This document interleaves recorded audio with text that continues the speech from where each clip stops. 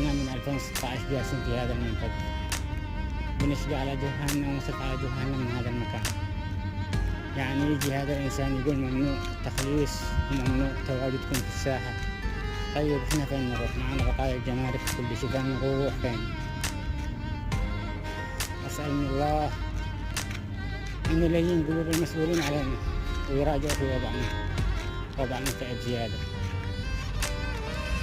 والبلد تعبة والأمور مش حالية في اليمن. لذلك المراعاة بس.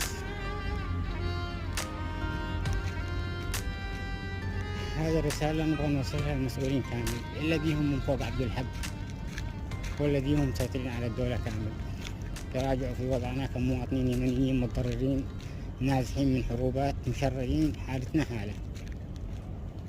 السلام عليكم ورحمة الله وبركاته.